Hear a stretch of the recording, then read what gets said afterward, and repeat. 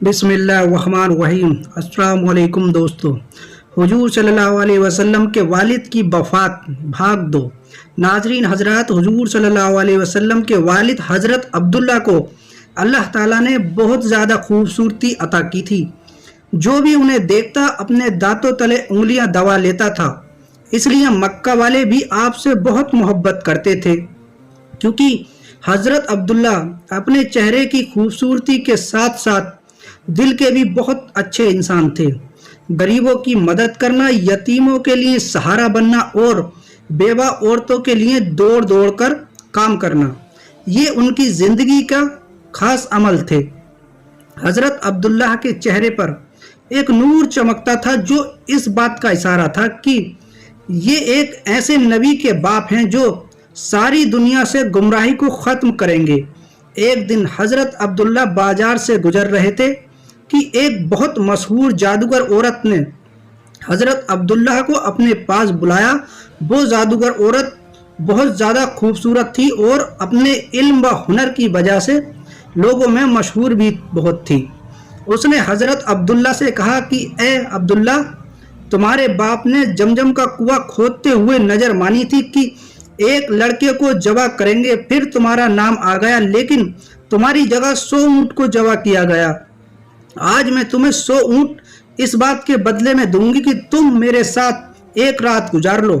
حضرت عبداللہ نے کہا، ارے نہیں، یہ گناہ کی بات ہے، میں ایسا ہرگز نہیں کر سکتا، مجھے مرنا گوارا ہے، لیکن یہ گندا کام کرنا میں کبھی گوارا نہیں کر سکتا۔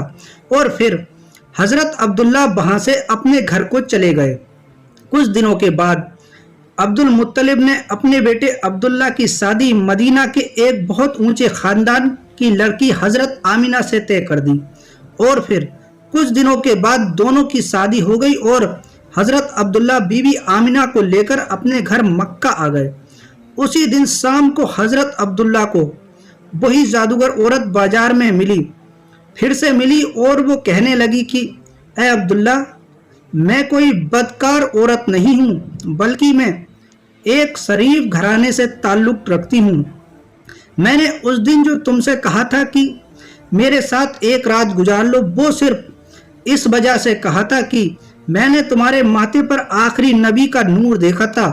میں چاہتی تھی کہ وہ نور میرے پیٹ میں آ جائے اور میں اس نبی کی ماں بن جاؤں، لیکن تمہاری بیوی آمینہ اسے بازی لے گئی۔ حضرت عبداللہ اپنی بیوی آمینہ سے بہت زیادہ محبت کرتے تھے۔ حضرت آمینہ بھی بہت زیادہ خوبصورت تھیں۔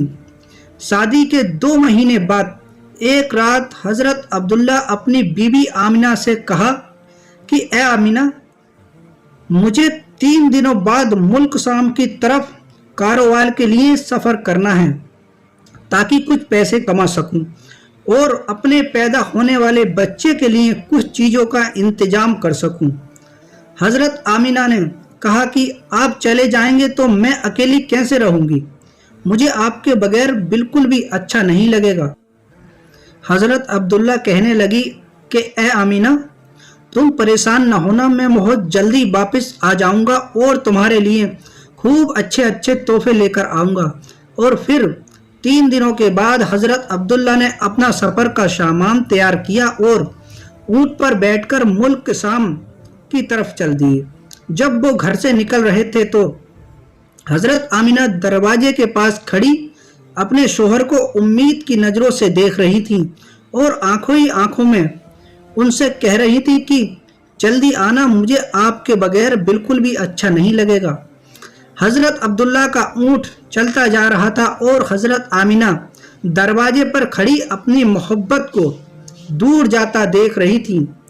حضرت عبداللہ 10 لوگوں کے قافلے کے ساتھ ملک شام کی طرف روانہ ہوئے۔ راستے میں ان کی طبیعت خراب ہو گئی اور مدینہ ہی میں اپنی نانی کے گھر رک گئے۔ وقت گزرتا گیا۔ حضرت آمینہ ہر روز اپنے شوہر کا انتظار کرتی اور ہر آنے جانے سے ان کی خبر معلوم کرتی کہ میرے شوہر عبداللہ کب آئیں گے، لیکن ان کا کوئی صحیح جواب نہیں ملتا۔ جب بھی مکہ میں کوئی قافلہ تجارت کر کے واپس لوٹتا تو हजरत आमिना घर के दरवाजे पर कान लगाकर खड़ी हो जाती कि शायद मेरे शोहर अब्दुल्ला आ गए हैं, लेकिन बाद में खबर मिलती है कि अब्दुल्ला इस काफिले में नहीं है। 2 महीनों के बाद उन 10 लोगों का काफिला मक्का वापस लौटा जिनके साथ हजरत अब्दुल्ला गए थे। उनके मक्का पहुंचने की खबर एक दिन पहले ही मशहूर हो गई। ये सुनकर हजरत आमिना बहुत खुश हो गईं। मेरे शोहर वापस आ रहे हैं। अब्दुल मुत्तलिब भी बहुत ज़्यादा खुश हुए और लोगों से पल पल की खबर लेते कि बे काफिला अभी तक पहुंचा है, क्या कर रहा है, कितने दिनों में आएगा। जिस दिन ये काफिला मक्का पहुंचने वाला था उस रात हजरत आमिना ने खूब अच्छे कपड़े पहने और बहुत अच्छी तरह तैयार होकर घर में बैठ गईं। हुजूर सल्लल्लाहु अलैहि वसल्लम उस वक्त अपनी माँ की पेट में 4 महीने के हो चुके थे। आखिर वो सुबह भी आई जब ये 10 लोगों का काफिला मक्का पहुंचा। हजरत आमिना दरवाजे से कान लगाकर खड़ी हो गईं कि अभी मेरे शोहर आएंगे और मैं उनसे गले मिलकर खूब खुश होंगी। अब्दुल मुत्तलिब को भी जैसे ही खबर हुई तो दौड़ते हुए काफिले के पास पहुंचे, लेकिन हजरत अब्दुल्ला नजर नहीं आ रहे थे।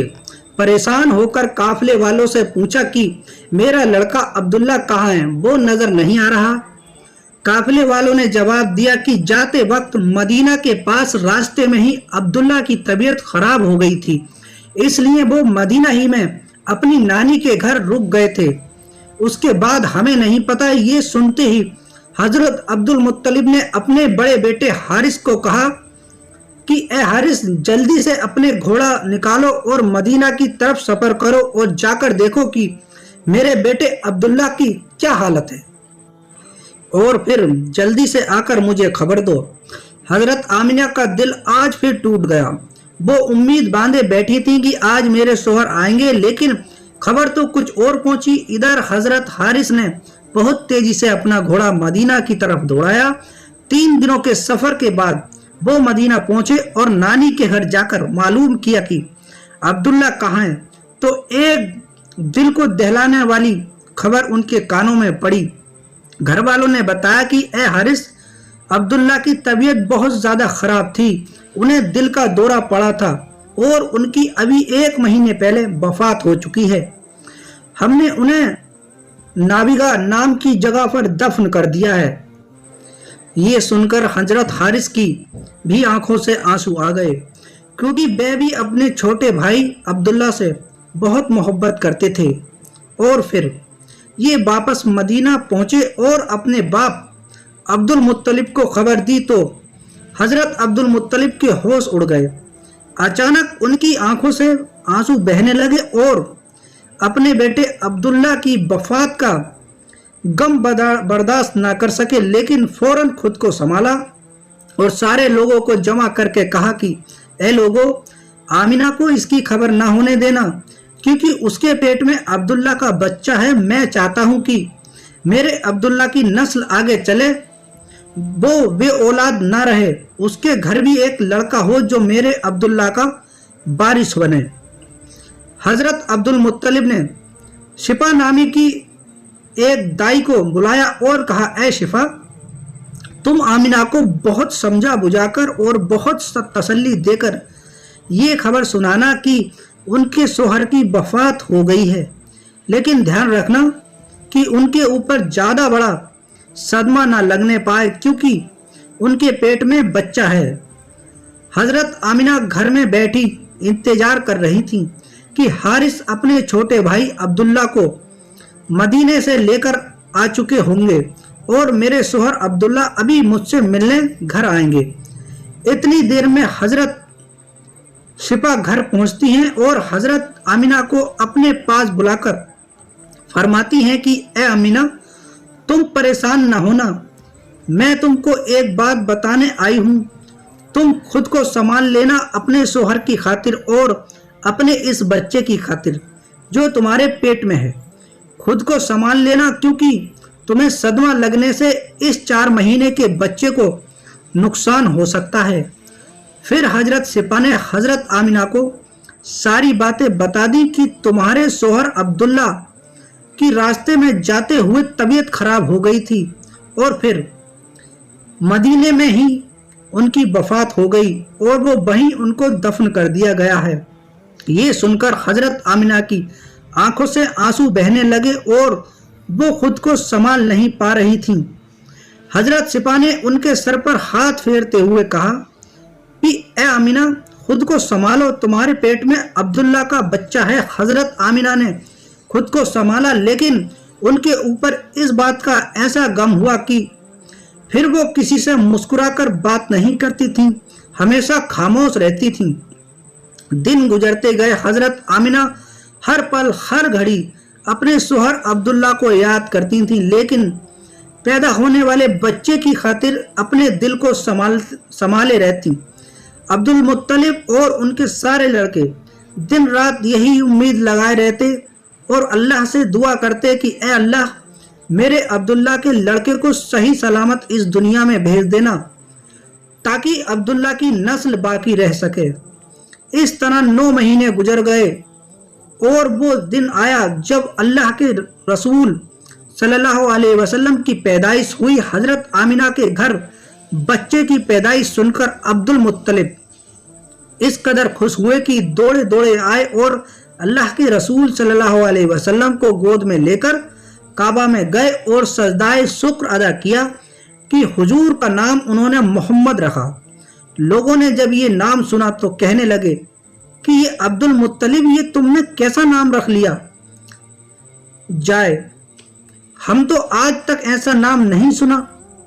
अब्दुल मुत्तलिब ने कहा कि ए लोगों, तुम्हें क्या पता, मेरे इस पोते की दुनिया में इतनी तारीफ की जाएगी कि आज तक उतनी तारीफ किसी की ना की गई हो।